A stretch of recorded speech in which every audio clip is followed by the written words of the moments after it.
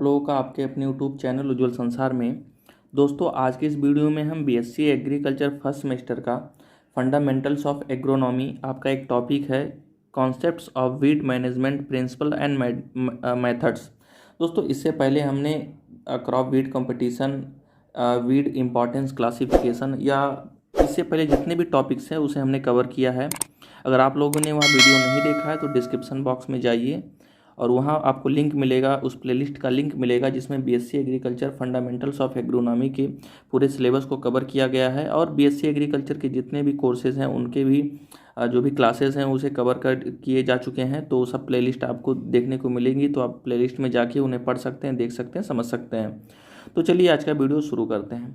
तो सबसे पहले बात आता है कि वीड जो प्रबंधन के उद्देश्य यानी वीड मैनेजमेंट का जो प्रिंसिपल है यानी जो कॉन्सेप्ट्स है वो क्या है। तो यही कहा जाता है कि यदि किसान को अपनी फसल से भरपूर अनाज उपज प्राप्त करना, यानी जो भी किसान अपनी फसल से उसे भरपूर अनाज प्राप्त करना है तो फसलों में उगे खरपतवारों को नष्ट करना होगा। क्योंकि आप लोगों को इससे पहले हम बताएं क्रॉप वीड कंपटीशन के बारे में कि अगर हमारे जो फील्ड है, हमारा जो खेत है, उसमें अगर वीड यानी खरपतवार भी उगेंगे तो उनके बीच कंपटीशन होगा न्यूट्रिएंट का, लाइट का। तो जिससे क्या होगा, जो आपकी ईल्ड होगी वो डिक्रीज होगी। तो आगे कहा जा रहा है कि खरपतवारों की उपस्थिति से 37% यानी 37% उपज में कमी आ जाती है। दोस्तों, यहाँ से आपका एक ऑब्जेक्टिव क्वेश्चन भी बनता है कि अब पूछा जाता है कि वीड के वजह से जो आपका मतलब टोटल ईल्ड होती है उसमें कितने प्रतिशत की क्या होती है, कमी आती है। तो 37% की क्या आती है, कमी आती है। आगे बात करते हैं कि खरपतवार का नियंत्रण कैसे करते हैं, खरपतवार का मैनेजमेंट कैसे करते हैं। तो उसके निम्नलिखित मेथड्स हैं। पहला मेथड से आपको यांत्रिक विधि जिसे हम बोलते हैं कि टिलेज ऑपरेशन। टिलेज ऑपरेशन में आपको कुछ नहीं करना है। नॉर्मली आप लोग देखते होंगे कि हाथ का प्रयोग करके, क्योंकि धान गेहूँ में जब ज़्यादा मात्रा में खरपतवार लग जाते हैं, जब आप आईपीएम वगैरह पढ़ेंगे, आईपीएम आईडीएम, तो इसमें यही बताया जाता है कि कम से कम रसायनों का प्रयोग करके जो भी यांत्रिक विधि हैं, जैविक विधि हैं या कल्चरल मेथड्स हैं, मैकेनिकल मेथड्स हैं, उनका क्या किया जाता है, यूज़ किया जाता है। वो सारी चीज़ें हम आपको आगे बताएंगे। तो बस यहाँ पे आप जान लीजिए कि इसके निम्नलिखित मेथड्स होते हैं। पहले मेथड्स में है यांत्रिक विधि जिसे टिलेज ऑपरेशन कहते हैं। इसमें क्या किया जाता है, हाथ के द्वारा क्या किया जाता है, निराई किया जाता है, गुड़ाई किया जाता है। कभी कभी खेत में आप लोग देखते होंगे खेत में पानी भर दिया जाता है या हैरो से ट्रैक्टर द्वारा प्रयोग किया जाता है। तो जितने भी यांत्रिक यानी टिलेज ऑपरेशंस जितने भी होते हैं उन्हें हम किस में रखते हैं, यांत्रिक विधि के अंतर्गत रखते हैं।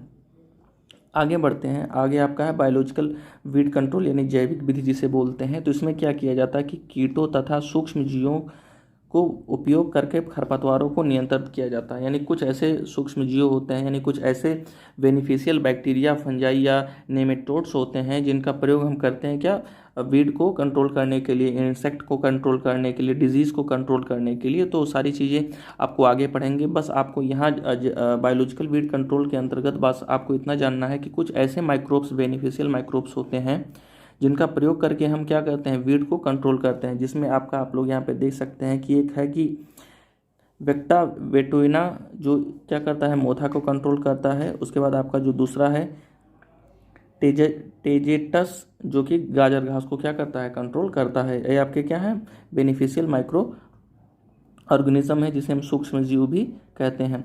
आगे आते हैं जो आपका मेन है, जो कि आजकल सबसे ज़्यादा जिसका प्रयोग हो रहा है, जिसमें है कि जिसे हम क्या बोलते हैं, केमिकल मेथड्स यानी रासायनिक विधि। इसमें रसायनों का प्रयोग किया जाता है। तो आप लोगों का एक डाउट होगा, अगर आप लोग एग्रीकल्चर से पढ़ रहे हैं तो आप लोगों को एक शब्द हमेशा सुनने को मिलता होगा कि selective herbicide, non selective herbicide, ठीक है, पीपीआई और प्री इमर्जेंस, पोस्ट इमर्जेंस। तो सारी चीज़ें आज की इस वीडियो में हम आपके क्लियर करने वाले हैं।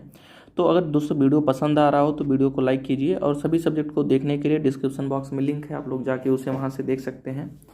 तो पहला है सिलेक्टिव हर्बिसाइड। जी हाँ दोस्तों, सिलेक्टिव हर्बिसाइड में क्या होता है कि जैसे आपके खेत में वीड है और आपका मेन क्रॉप है, यानी आपके खेत में आपका जो मुख्य फसल है वो भी है और खरपतवार है। तो सिलेक्टिव मतलब क्या होता है, सिलेक्ट कर लेता है, यानी आपका जो फसल है उसको छोड़कर उसके अलावा जितने भी पौधे होंगे, ठीक है, उन सबको क्या करता है, नष्ट कर देता है। तो उस टाइप के जो आपके केमिकल्स होते हैं उसे सिलेक्टिव हर्बिसाइड्स कहते हैं, जिनमें आपका आता है 2,4-D आता है, एट्राजीन आता है, सीमाजीन आता है। ये सारी चीज़ कैसे हैं, सिलेक्टिव हर्बिसाइड्स क्या हैं, दवाएं हैं, केमिकल्स है।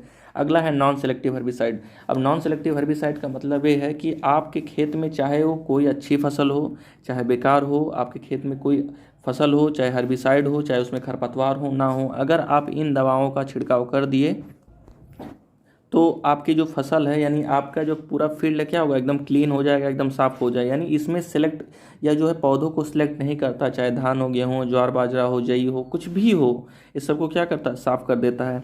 अगला है PPI, जिसे हम बोलते हैं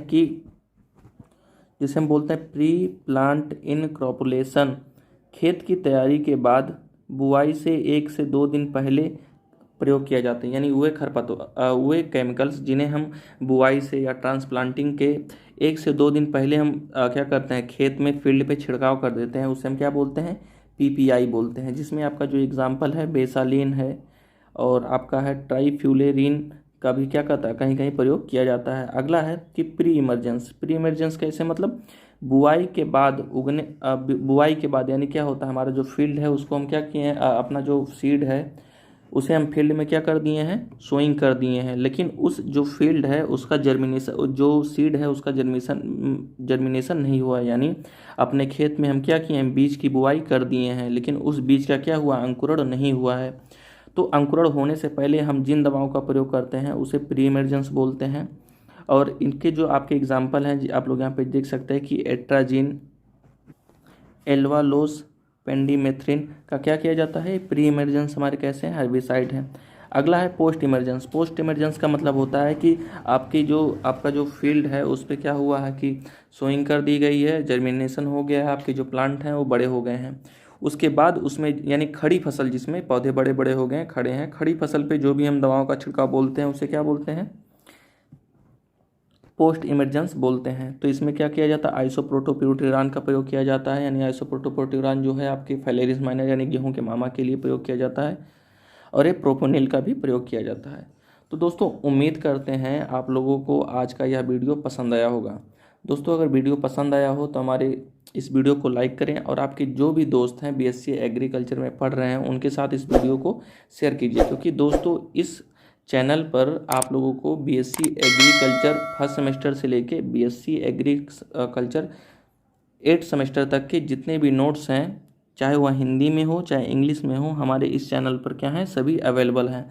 अगर आप अभी फंडामेंटल्स ऑफ एग्रोनॉमी पढ़ रहे हैं, इसके बाद आप पढ़ेंगे कि एग्रीकल्चर हेरिटेज, और बहुत सारे कोर्सेज ऐसे हैं जो कि आपके BSc एग्रीकल्चर फर्स्ट सेमेस्टर में हैं। अगर आप लोगों को उन सभी कोर्सेज के बारे में पढ़ना है तो हमारे इस चैनल पर प्लेलिस्ट बना है, आप लोग वहाँ से जाके वहाँ से उसे पढ़ सकते हैं बहुत ईजिली। तो मिलते हैं अपने नेक्स्ट वीडियो में, तब तक के लिए जय हिंद, वंदे मातरम।